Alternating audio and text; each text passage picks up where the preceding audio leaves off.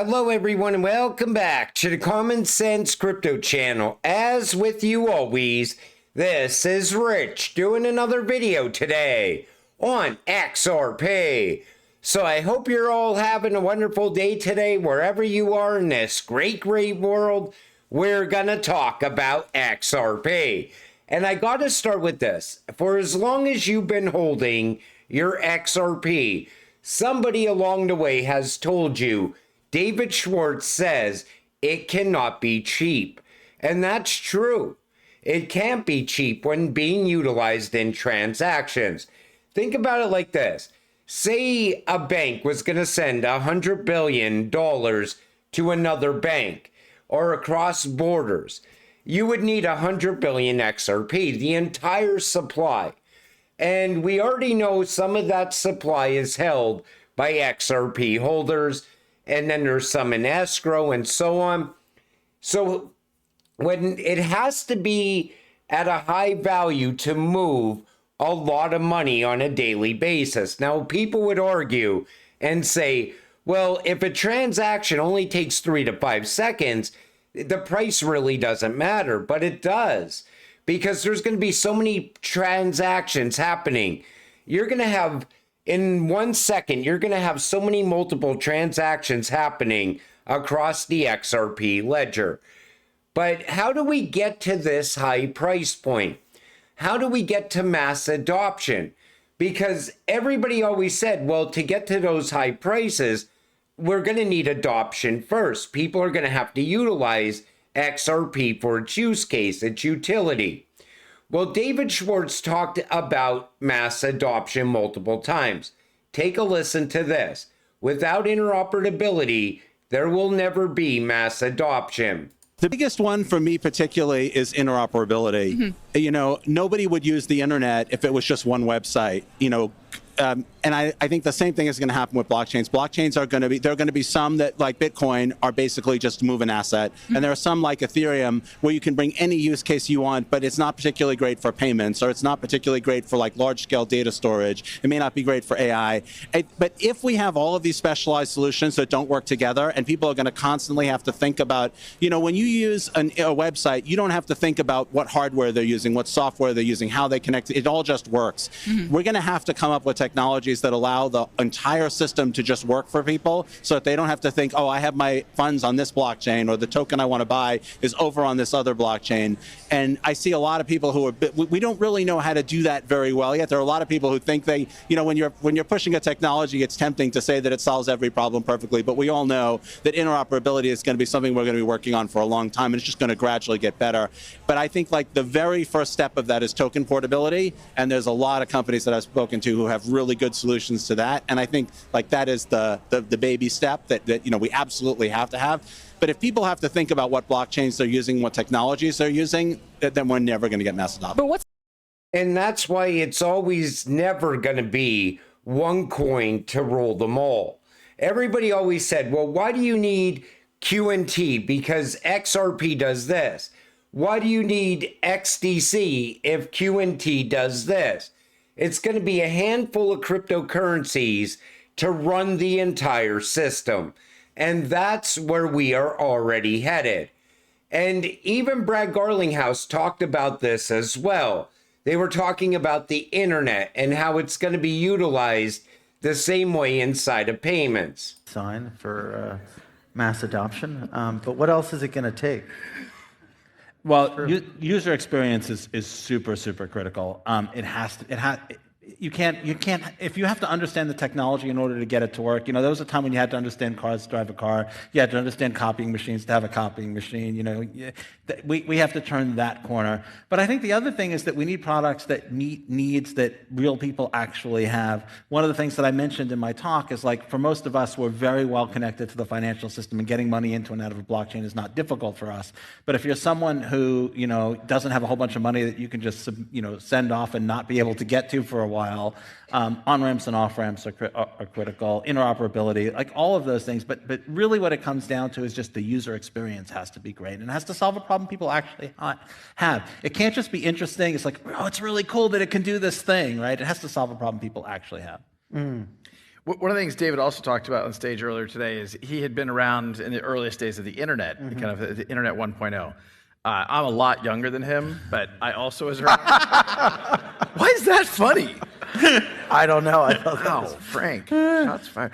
Like I was around those days as well, and I think one of the things that really catalyzed the growth of kind of the internet 1.0 was usability. Yeah. You know, Mosaic came out as a first browser that evolved into Netscape. That, you know, trying to use some of these technologies that predated the browser as we know it. I mean, people can't even think about the internet before a browser. But, you know, those things didn't exist until I think 92, 93. That was the explosive growth. And so I think, again, when I think about the big picture where we're going over the next 5 years, 10 years, I think we are now focused on abstraction layers that can actually, we don't need to know how the technology works. We don't need to know how SMTP works to send an email. Why do we? And that's what it takes. It has to be where somebody uses it and doesn't even know that they're using it. That's what will lead to mass adoption. If people have to understand the technology, they're never going to use it. You're never going to have that mass adoption. People will use XRP without knowing it. You won't need to see or understand XRP to benefit from it. Banks and payment apps will use it behind the scenes, making transactions faster, cheaper, and seamless.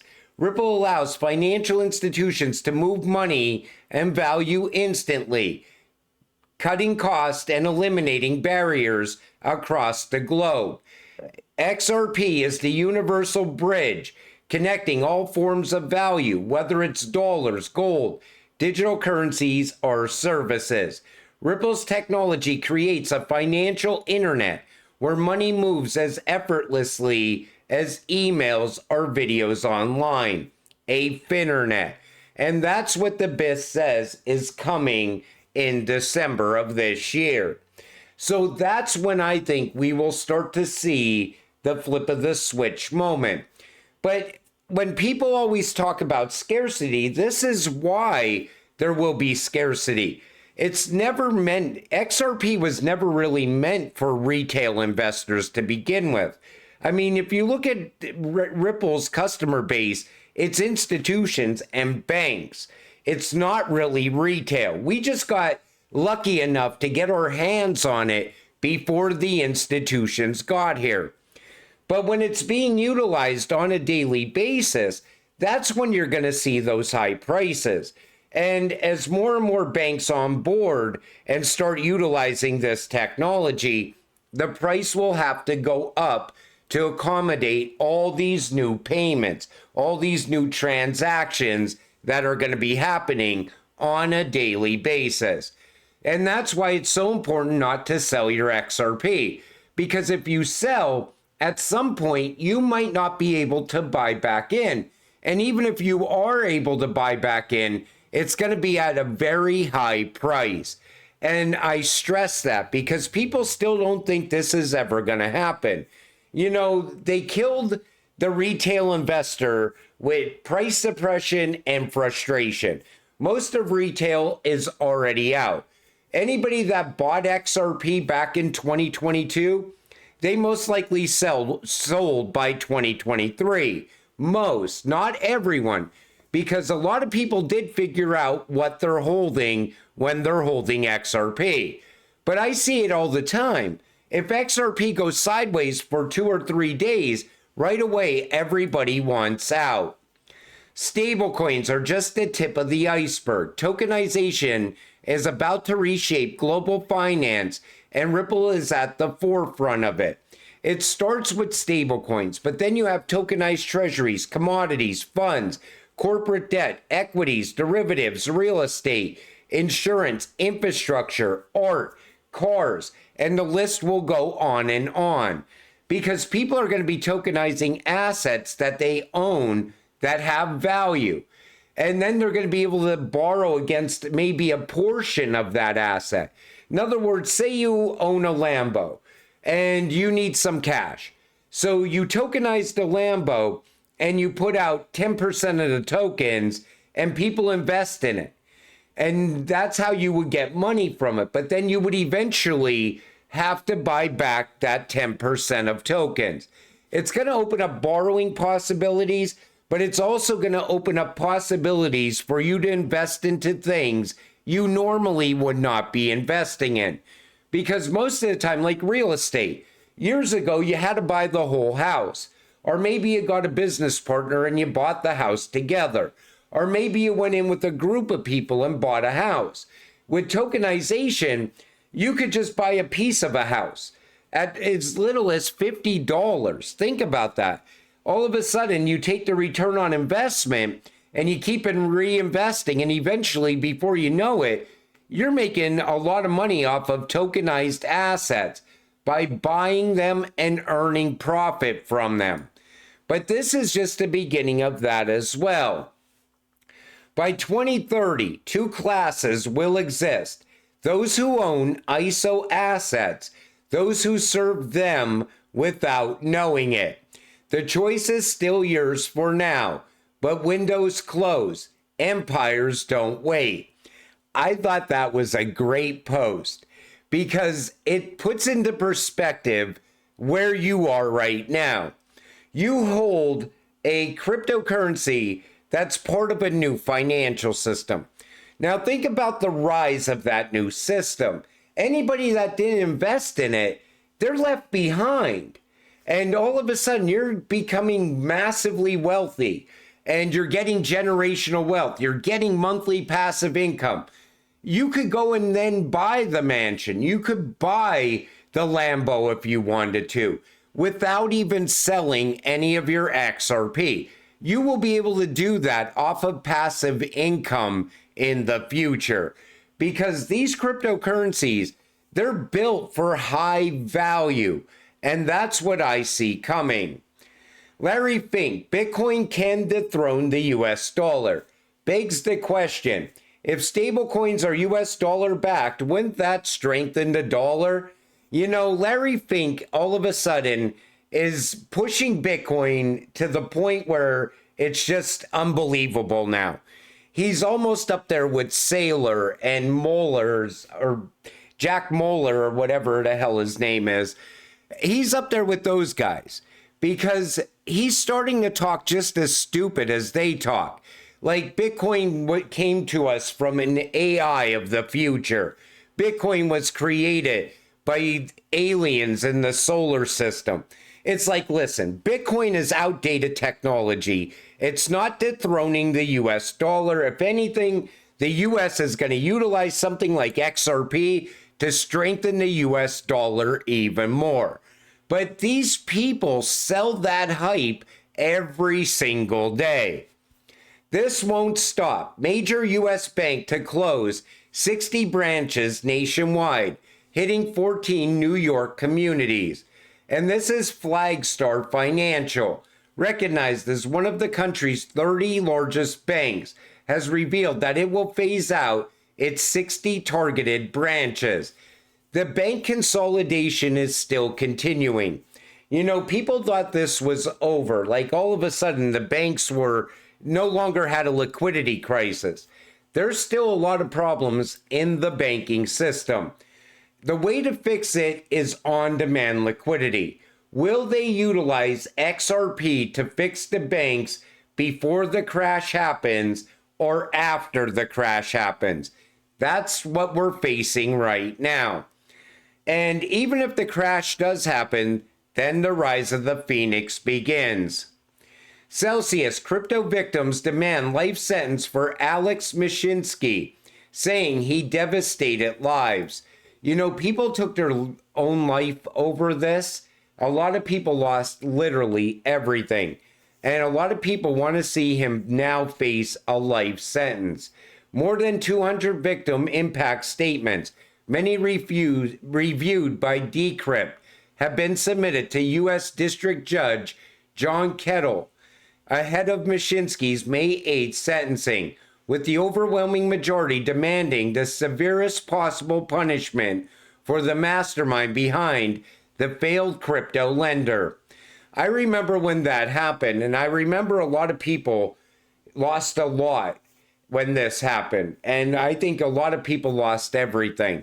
So hopefully he gets the same treatment as Sam Bankman-Fried. And then there's this. President Trump says tariff money will be used to reduce or completely eliminate income taxes, with the focus on those who make less than $200,000 per year. I thought it was $150,000. Now it's $200,000. But some people say it's all talk and this is never going to happen. What are your thoughts on that? You think Trump is going to keep his word and we're going to see the end of the IRS eventually? One thing I would like to see is capital gains tax erased on US made cryptocurrencies. I'd like to see him take care of that first. If he was to announce that right now, any US made cryptocurrency would skyrocket like never before. You would have institutional players just buying boatloads of XRP, XLM, HBAR, and any other US made cryptocurrency because everybody wants to avoid the taxes. So I would love to see him announce that first and then continue to work on this. But let's hope it happens in 2025. There's no time frame for this as of right now. If they put a time frame on it, I would be like, okay, it's likely that this is going to happen. And now we know when it's going to happen. But without a time frame, this could just go on until Trump is no longer the president. And I've seen other people say that. He's going to drag this out until he's no longer in office. But so far, Trump has been very good for crypto. He kept his word on a lot of things. Let's hope this is one of them. And until it all happens, stay patient, stay positive, and let's get rich together. With that said, I'm going to wrap up this video. I want to thank you all for watching. I appreciate all of you. I'll see you in the next one. Have a great night.